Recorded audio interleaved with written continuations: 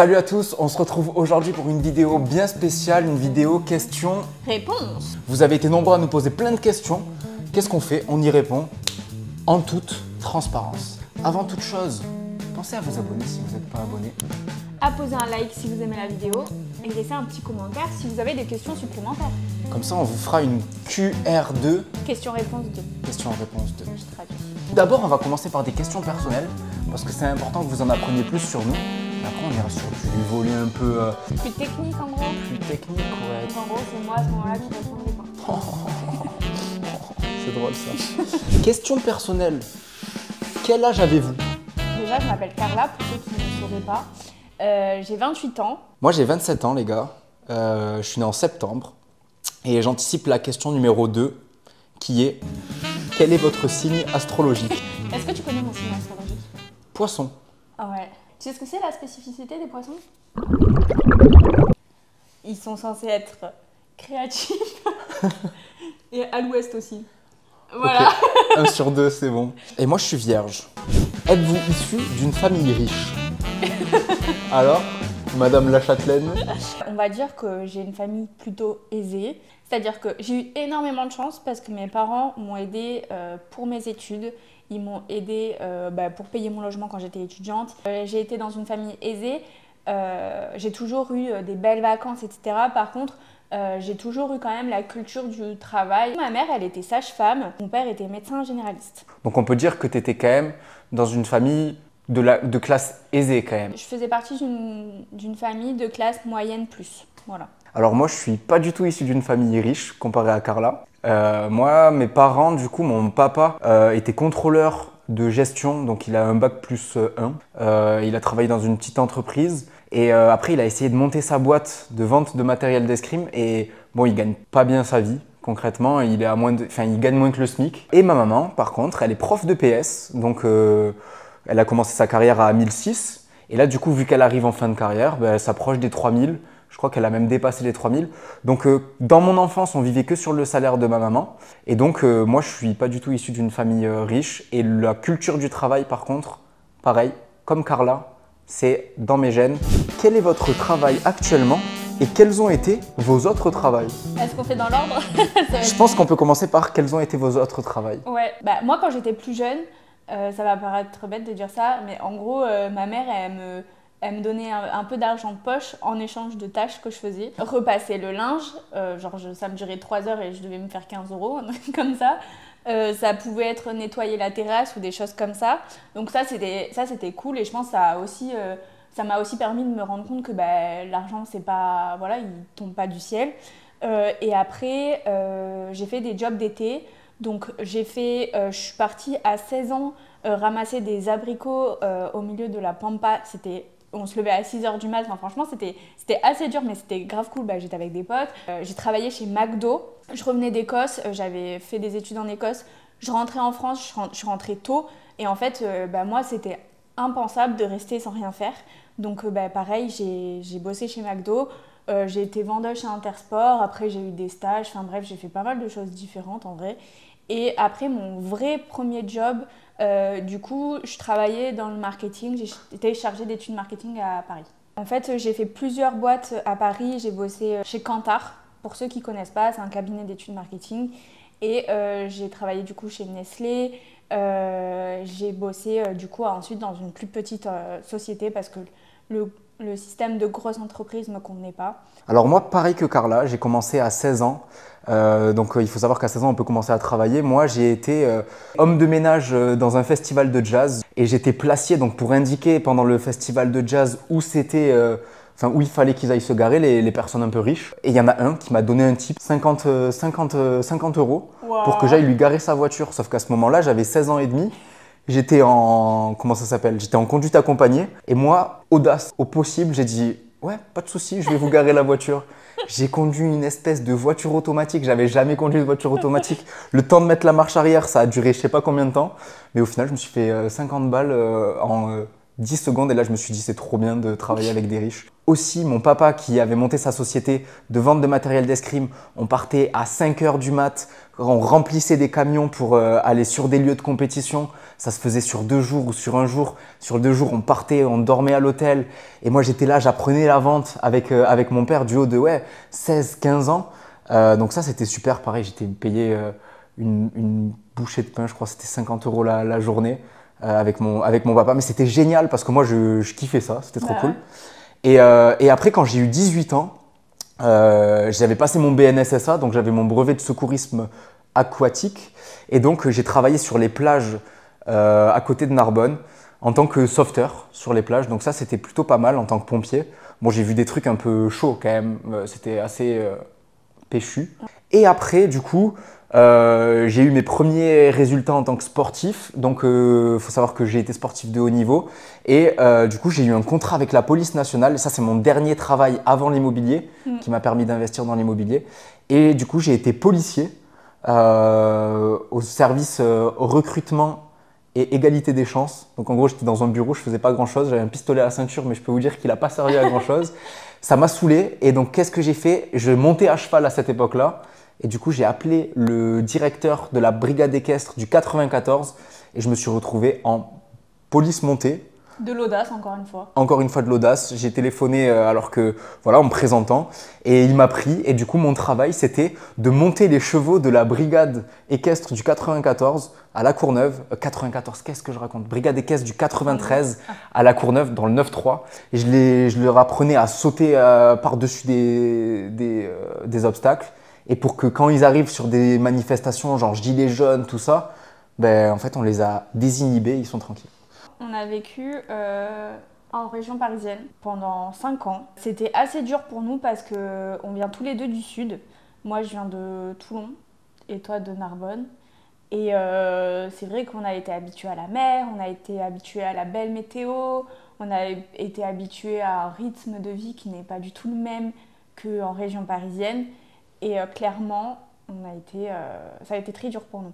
Moi, il faut savoir que je faisais 1 heure à 1h30 de transport que l'aller, donc entre 2 heures et 3 heures de transport par jour pour aller au travail. Mais c'est vrai que pour moi, c'était vraiment difficile sur la fin et du coup, on a pris notre destin en main. Notre envol, on a investi en parallèle, enfin bref, on vous explique. Vous le savez de toute façon, si vous êtes là, c'est que vous le savez. Quel est votre travail actuellement ? Ok, ben, en fait, justement, quand on a décidé de partir de Paris, moi qui bossais dans le marketing, j'avais pas trop d'options dans le sud. C'est-à-dire que moi, dans mon secteur, il n'y avait rien qui pouvait me permettre de partir pour avoir un travail. Et j'avais toujours envie vraiment, moi, de monter ma société. Et en parallèle, on avait investi dans l'immobilier avec Val à Narbonne. On avait notre résidence principale. Enfin bref, on avait vraiment une carrière d'investisseur à titre personnel.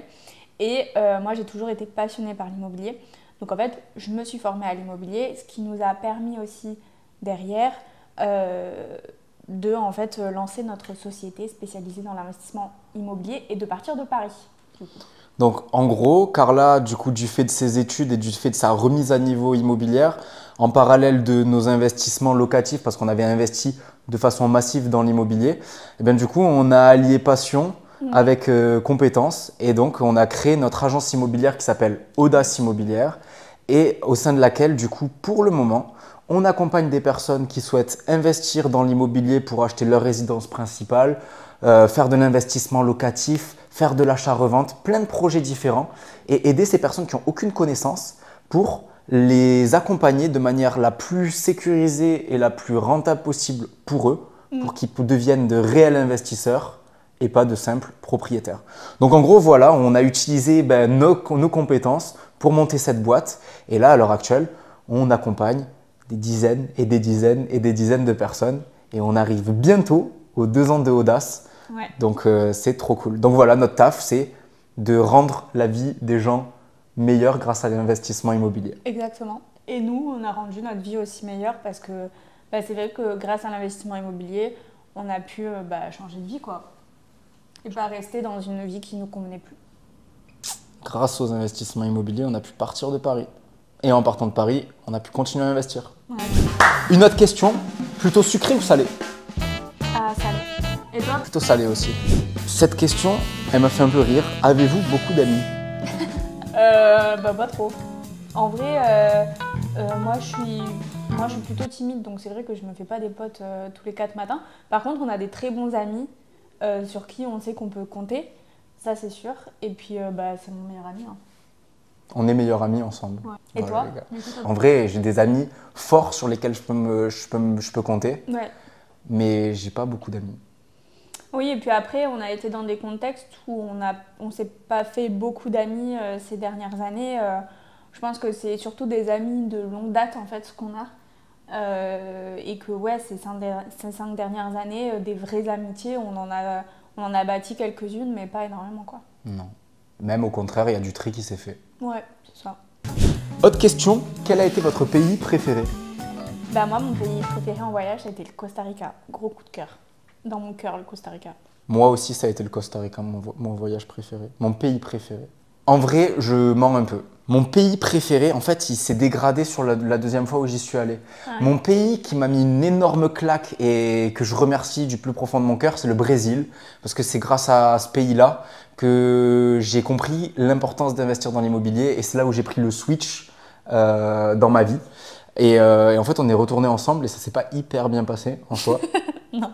Et on a fini par le Costa Rica. Par contre, là, c'était Incroyable. C'était génial. Donc, en vrai, Brésil et Costa Rica, ex aequo, parce que merci le Brésil et Costa Rica dans le cœur. Dans le cœur. Est-ce que vous faites du sport? Alors moi, j'ai fait beaucoup de sport. J'ai fait du pentathlon, les gars. Donc pour ceux qui veulent savoir ce que c'est, allez voir sur Wikipédia. C'est 5 sports, inconnus au bataillon, mais qui est présent aux Jeux Olympiques. Donc j'ai fait ça. J'ai été haut niveau. À haut niveau, ouais, à très haut niveau même. Ouais. Parce que j'ai fait partie de l'équipe de France. Après, j'ai fait partie de l'équipe d'Espagne. Enfin bref. Audace. Encore Audace. une fois. Voilà. Et voilà, j'étais aux portes de me qualifier pour les Jeux Olympiques. Je ne me suis pas qualifié pour les Jeux Olympiques. Et voilà. Et puis maintenant, est-ce que je fais du sport? Je fais de la course à pied. Je continue à m'entretenir quand même parce que on ne sait jamais. Peut-être que demain, je reviendrai pour Los Angeles. Qui sait? 2028. 2028, on verra. Et voilà, donc oui, moi j'ai fait beaucoup de sport. J'en fais moins maintenant. Mais ça a une grosse place dans ma vie. Et moi, de mon côté, j'ai un peu tendance à faire du sport, m'arrêter, faire du sport, m'arrêter. Mais dans le fond, j'aime le sport quand même. Donc oui, en ce moment, je fais de la course à pied et j'ai une course très bientôt.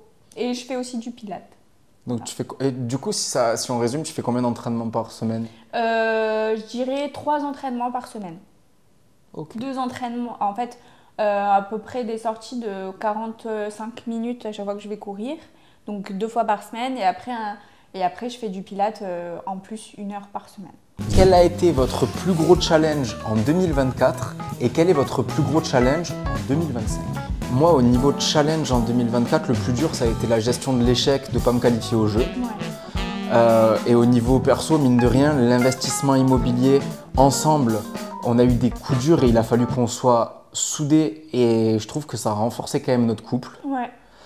Donc ça a été quand même un gros challenge. Le sport et les investissements immobiliers qui ne se sont pas tous bien passés.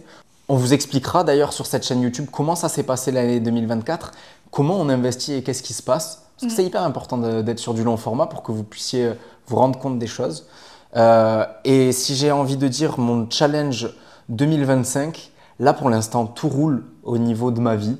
Maintenant, moi, mon challenge, ce serait qu'il y ait 10 millions d'euros d'investis par les personnes qu'on accompagne sur Audace. Et là, pour l'instant, on est à 2 800 000 investis. Et donc, c'est trop bien. Trop bien. On change des vies. Donc Ouais. ça, c'est mon challenge 2025, c'est qu'il y ait le plus de personnes qui investissent de façon la plus maîtrisée possible et que ce soit des réels investisseurs. Ça, c'est mon kiff. Donc voilà. Et toi? Trop bien. Challenge 2024? Mon challenge 2024, je dirais, c'est le fait... On a vécu en Espagne et c'est vrai que c'était quand même un challenge pour moi qui ne parle pas espagnol plus que ça. Mais ça a été un challenge difficile. Voilà. Ensuite, moi, mon challenge 2025, c'est de trouver notre nouveau cocon d'amour. C'est beau ça. Ouais. Parce qu'on vend notre résidence principale, notre cocon d'amour comme on l'appelle. Et il faut qu'on en trouve un deuxième. Un cocon d'amour qui nous rapporte 60 000 euros. 60 000 euros à la revente. Voilà, on prend 60 000 euros de plus-value sur notre cocon d'amour et c'est pour ça qu'on s'en détache. Qu'est-ce que vous pensez de la mentalité française? C'est dur. On est exposé, nous, sur les réseaux sociaux, on montre notre réussite et c'est vrai que on se fait souvent défoncer en fait. On sent clairement qu'il y a une opposition entre ceux qui essayent de réussir et qui montrent qu'ils réussissent et les personnes qui sont contre ces réussites-là et qui, entre guillemets, Alors, je ne sais pas si c'est de la jalousie, de la frustration ou si justement c'est vraiment des gens qui ont des avis totalement opposés aux nôtres. Mais en tout cas, on sent vraiment qu'il y a moi, je trouve qu'il y a vraiment une scission entre ceux qui montrent qu'ils réussissent et qui se bougent, etc. Et ceux qui, comment dire, qui vont en fait... Utiliser les aides de l'État? Ouais, j'allais pas dire ça, mais si tu veux. Et qui vont en fait juste pas comprendre qu'il y en a qui veulent réussir et qui vont justement chercher à nous démonter parce qu'en fait, pour eux, c'est pas compréhensible en fait et que tout devrait être partagé et que c'est pas normal qu'il y ait des gens qui gagnent plus que d'autres. Alors qu'ils n'ont pas forcément le courage de se lancer par eux-mêmes. Ouais, voilà, et qu'au final, ils voient pas tout ce qu'on fait derrière et que voilà, les choses, elles arrivent pas comme ça, faut pas croire. Hein. Et même si même si j'ai eu la chance de vivre dans une famille, comme je disais tout à l'heure, aisée, derrière, c'est à la sueur du front que les appartements, on les a eus en fait. Donc, et à l'intelligence aussi. Oui, bien sûr, voilà. Et donc après, voilà, c'est juste, nous, on a choisi cette trajectoire. Si les gens veulent choisir une autre trajectoire, très bien pour eux. Moi, je ne demande pas à ce qu'on m'applaudisse tous les matins, bien évidemment que non. Mais simplement, c'est quel intérêt de descendre, en fait, la réussite des autres si on est content de ce qu'on fait. Voilà, quoi. Là, tu as quand même vachement parlé du rapport sur les réseaux sociaux par rapport à ce qui te touche là dernièrement. Oui. Globalement, la mentalité française... Si tu devais la résumer en un mot, tu dirais quoi? Je pensais à hypocrite, mais non, peut-être pas hypocrite, mais contre. Moi, je trouve que c'est contre la réussite, anti-réussite. Voilà, ça fait un mot. Et toi? Moi, je pense qu'il y a une grosse scission entre les Français. Il y a ceux qui veulent réussir et il y a ceux qui essayent de réussir mais qui n'y arrivent pas. Et il y a ceux qui en ont absolument rien à foutre. Et le problème, c'est qu'on entend beaucoup plus souvent les personnes qui en ont absolument rien à foutre parler, donner leur avis sur tout, alors qu'au final, il y a une minorité qui veut le bien de la France, qui est hyper proactif dans le développement des compétences, dans le fait de pouvoir aller toujours plus loin, réfléchir à comment améliorer sa situation, améliorer la situation des autres. Et cette tranche de personnes-là parle très peu. Et finalement, du coup, moi, la mentalité française... je trouve que c'est difficile d'avoir un jugement précis parce que ceux qu'on entend le plus, c'est ceux qui en font le moins. Et du coup, j'ai envie de dire, elle est pas à sa juste... Enfin, on n'entend pas parler les Français à leur juste valeur par rapport aux différentes classes, par rapport aux différentes prises de position qu'ont les personnes en fonction de leur situation. Et moi, si je pouvais rajouter quelque chose, je pense qu'on ne se rend pas compte non plus, mais... nous, là, il y a énormément de lois qui passent, il y a énormément de choses qui se passent en France qui, nous, ne vont absolument pas dans notre sens, en fait. C'est-à-dire dans le sens des efforts qu'on a mis en place. Je pense que les personnes qui, entre guillemets, critiquent le monde de l'investissement ne se rendent pas compte de tout l'argent qui part dans de l'imposition, du fonctionnement réel des choses. Et de l'implication que ça demande derrière. Si on devait travailler, avoir un patron à la place de ce qu'on fait, on gagnerait peut-être sur le moment plus parce que nous, c'est de l'investissement long terme en fait. Donc ces personnes-là ne se rendent pas compte. Nous, quand on passe des heures et des heures et des heures et des heures à travailler dans un appartement, faire de la peinture jusqu'à 3h du mat', sur coup, on n'est pas payé quoi. Donc voilà, c'est de l'investissement long terme, c'est comme ça qu'on voit les choses. Après, c'est notre façon de penser, chacun sa façon de penser en vrai. C'est pas important. Faut avancer en fonction de ce qu'on veut. Voilà. Voilà. C'est ça. Mais globalement, quand même, le français qui ne réussit pas a tendance à vouloir garder le français qui Ouais, réussit bien proche sûr. de lui. Bien sûr, bien sûr. Au lieu de finalement essayer de valoriser ça ou sinon de s'en inspirer en fait. Et se tirer vers le haut. Ouais. Et du coup, toi, en un seul mot, genre tu qualifierais comment la France, toi? Je dirais râleur. Je dirais que le français est râleur. Ouais. Il se plaint, même il se plaint tout le temps. Même moi, je suis un râleur. Ouais, t'es un bon français, toi. Je suis un bon français. Mais après, enfin, voilà, on dit ça, mais moi j'aime d'amour notre pays parce que, enfin, clairement, on a un pays de fou et une qualité de vie de fou. Enfin, on a beaucoup de chance. Quelles sont vos passions? Alors, quand j'étais jeune, j'adorais la danse, j'en ai fait énormément. J'aime toujours ça, mais c'est vrai que bah, par bêtise, je n'en pratique plus. J'aime beaucoup cuisiner.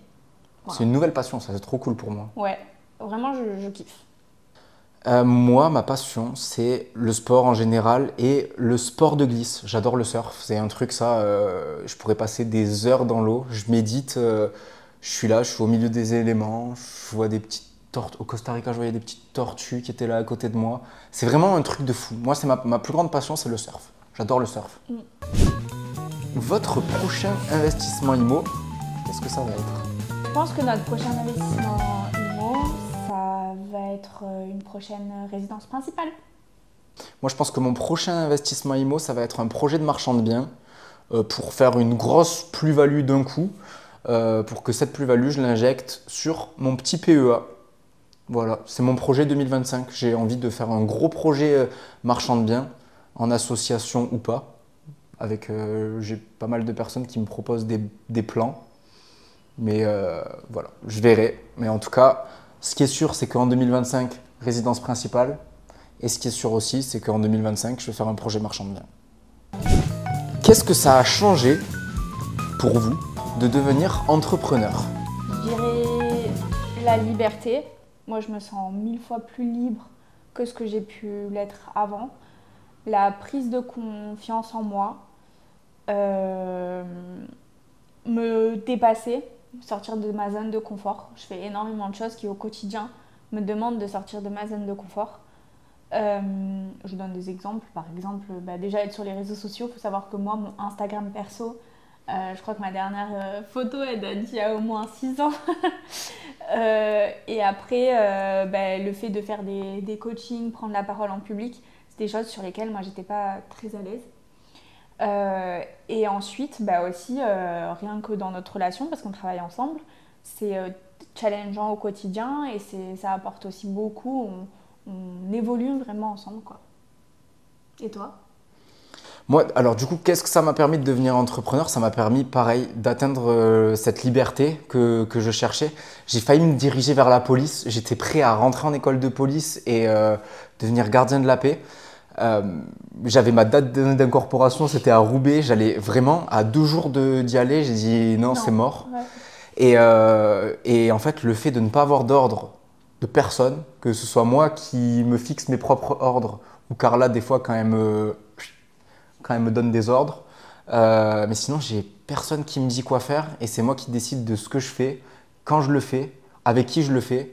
Et ça n'a pas de prix. Et pareil, si j'ai envie de travailler un jour ou pas travailler, en fait, c'est énorme le fait de pouvoir travailler peut-être 13-14 heures un jour et 2 jours après, pouvoir être libre d'aller sur un appart pour faire de la peinture, de faire ce que je veux, quand je veux, dans l'intérêt des personnes avec lesquelles je travaille. C'est-à-dire que les personnes que j'accompagne, les personnes avec qui je gère des négociations par exemple, les personnes avec qui on va faire une étude de marché ou on va gérer des travaux, toutes ces personnes-là, je me donne à 1000% pour qu'ils puissent réussir, mais tout est fait pour que notre boîte soit la plus prospère possible, que les personnes qu'on accompagne soient le plus satisfaits possible et que nous, mine de rien, on soit heureux de faire ce qu'on fait. Ouais, et franchement, moi, de devenir entrepreneur, ça me rend hyper heureux. Alors, on travaille énormément et ça aussi, c'est quelque chose que j'ai appris, de savoir que je suis capable de travailler derrière un ordi. Parce qu'à la base, je ne savais pas que j'étais capable de faire ça. Donc, franchement, que du positif. Et puis aussi, travailler avec des personnes, parce que mine de rien, on a toute une équipe qui est derrière Audace aussi, qui nous accompagne au quotidien. Et ça aussi, il faut être capable de travailler avec ces personnes-là. Donc, on est très bien entouré, mais voilà, c'est aussi une gestion au quotidien, quoi. Ouais, c'est clair. Oda, c'est quand même une dizaine de personnes qui bossent avec nous. Donc, ça fait un petit paquet de monde à manager et c'est vraiment trop bien. Parce que pareil, on a appris à travailler ensemble. On apprend à vivre ensemble, on apprend à investir ensemble, on apprend à travailler ensemble. Et tant qu'il y a de la communication et qu'il y a de l'amour, ben c'est trop cool. Ouais. Donc moi, je suis trop content d'être entrepreneur et je changerai ça pour rien au monde. Et de toute façon, ma vision des choses, c'est entreprendre ma vie et construire mes rêves et aller vers mes objectifs. Il m'a toujours dit, depuis qu'on se connaît, je veux pas subir. Est-ce que tu subis? Non. Et d'ailleurs, ça, c'est une petite anecdote que je vais vous donner. Ça, c'est quelque chose que j'ai souvent dit à Carla, comme elle vous a dit, je ne veux pas subir. Et lorsque j'étais en train d'acheter mon premier appartement, c'était dans l'avenue Maréchal de Lattre de Tassigny. Là, c'est une anecdote de fou que je vous donne. J'ai utilisé un prêt étudiant pour investir dans l'immobilier et cet investissement, il était situé avenue Maréchal de Lattre de Tassigny. J'étais pas heureux dans ma vie de sportif à Paris, j'étais pas heureux. Et un jour, en allant à l'INSEP, donc là où je m'entraînais, là où je travaillais, sur le côté, il y avait une stèle avec écrit Maréchal de Lattre de Tassigny et sa devise c'est ne pas subir. Non. Je te jure, je te jure, j'étais au feu rouge à Vincennes, je vois ça et je me dis waouh. Et en parallèle, je dis Maréchal de Lattre de Tassigny, je souris parce que je sais que j'ai mon investissement là-dessus. Et en fait, c'est un mantra du Maréchal de Lattre de Tassigny. Putain, c'est stylé ça comme anecdote. C'est énorme. Et du coup, ben voilà, moi c'est quelque chose, ça. Je veux pas qu'on m'impose ce que j'ai à faire et je veux le fibre. Où tu te vois dans 10 ans? Moi, dans 10 ans, je me vois dans une maison au bord de mer. Toujours avoir mon entreprise en tout cas. Toujours faire de l'investissement immobilier. Être toujours avec toi. Et voilà, avoir le temps de faire des choses, de faire des voyages, le temps de prendre soin de moi, le temps de faire du sport et travailler parce que j'aime ça. Voilà. Et au niveau familial? On verra. Reveal gender. Gender reveal. Gender reveal. Ça va, je rigole. C'est moi qui suis mal à l'aise par rapport à ça. Moi, dans 10 ans, je me vois à la tête d'une grosse entreprise. Je vois Audace qui a pris en volume. J'aimerais qu'on soit des pionniers de l'accompagnement immobilier. Je me vois heureux, fier de nous. Moi, je me vois en famille, en vrai. Alors, où, je ne sais pas. Mais en tout cas, le plus important, c'est que je me vois heureux, je me vois avec toi, je me vois dans une entreprise qui marche super bien et avec des personnes avec lesquelles je m'amuse et avec les personnes avec lesquelles je travaille qui me ressemblent et qui m'inspirent. Ouais. C'était la FAQ personnelle. C'est la première fois qu'on fait ça. Je pense qu'elle va durer assez longtemps la vidéo pour juste faire une FAQ personnelle, ouais. En vrai. Et par rapport aux questions sur l'immobilier, ça vous intéresse moins. Je pense que c'est moins croustillant que ce qu'on vient de vous raconter. Mais on vous en fera une si